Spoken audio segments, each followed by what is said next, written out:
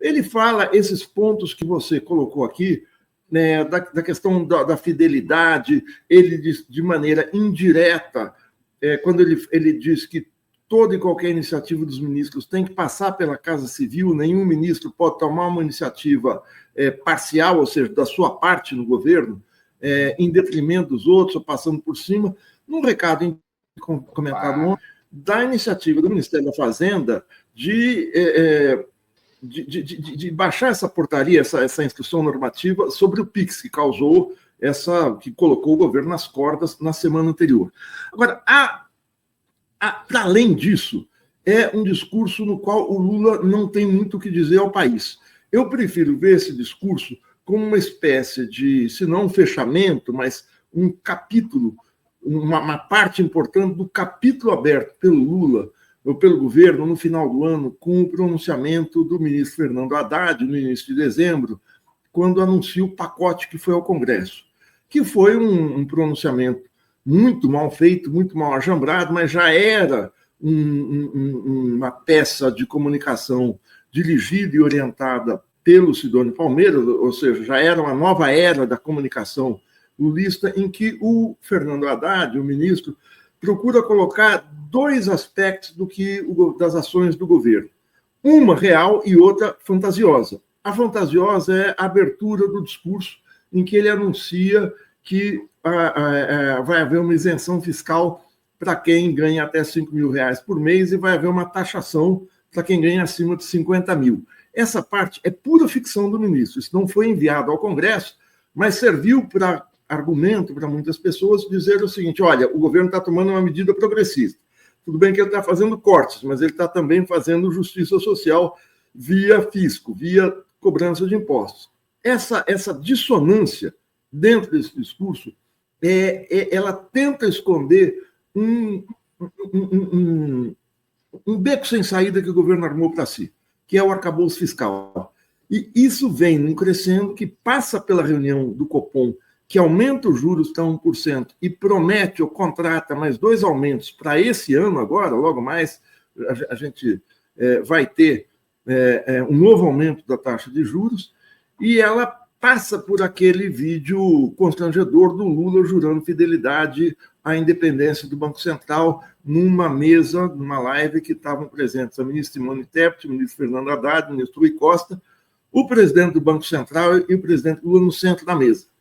Isso tudo, ou seja, cortes, juros de fidelidade ao arcabouço fiscal, e soma-se a isso o pronunciamento do presidente no final do ano, no qual ele centra o seu discurso em falar nada, ou seja, em desejar feliz ano novo, que as pessoas estão bem com suas famílias, não fala sobre o país, mostra uma paulatina tentativa de despolitizar o discurso político do governo para a população, ou seja, não falar nada.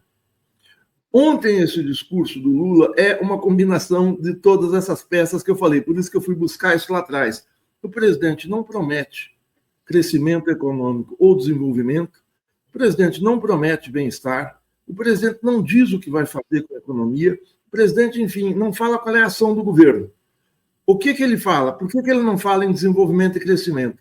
Porque na mesma semana, agora há alguns dias, o ministro Haddad deu uma entrevista à CNN que é chocante, em que ele faz coro com o secretário do Tesouro do Ministério da Fazenda, que é o Rogério Seron, que diz o seguinte: esse ano nós vamos desacelerar o crescimento. O país está crescendo muito, por isso está tendo inflação, porque você tem uma movimentação, as pessoas querendo comprar, existe uma demanda muito grande de bens, produtos, serviços, não há oferta desses bens, então nós vamos desacelerar, porque aí aumenta o desemprego, na prática ele não fala isso, aumenta o desemprego, os juros ficam mais altos, a economia dá uma freada e a gente reequilibra a inflação. O que é um escândalo. O que é um escândalo, o que ele está fazendo o discurso é de aumentar o desemprego.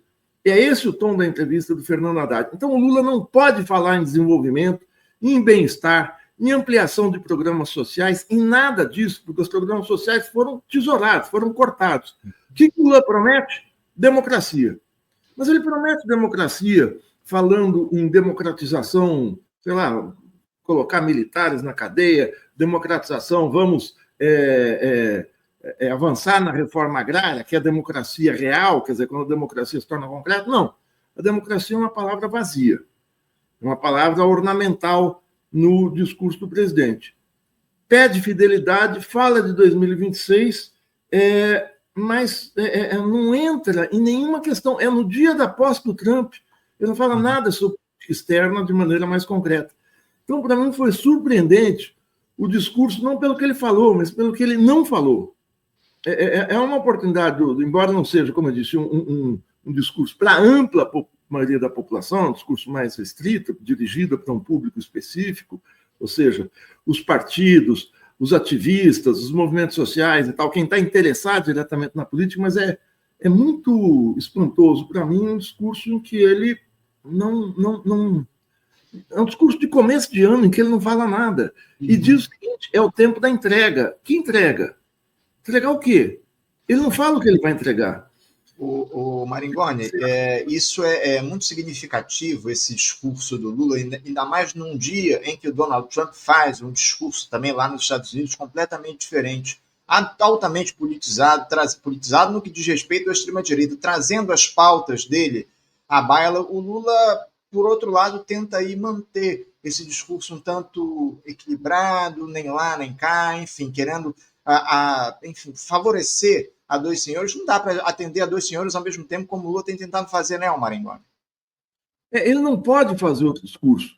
Tais são os compromissos que o seu governo tem com o sistema financeiro, com os militares, com o Centrão, com o próprio Departamento de Estado dos Estados Unidos, com a Casa Branca no governo Biden, quer dizer, a política externa brasileira cada vez mais colada na política dos Estados Unidos, o Brasil se desengajando a olhos vistos do BRICS.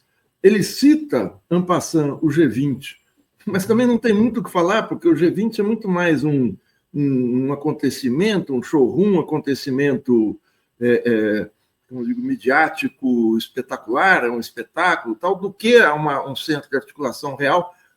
É um Lula sem brilho. O Lula parece que perdeu o elan vital, perdeu a capacidade de se colocar de maneira mais efetiva. É o Lula da inação.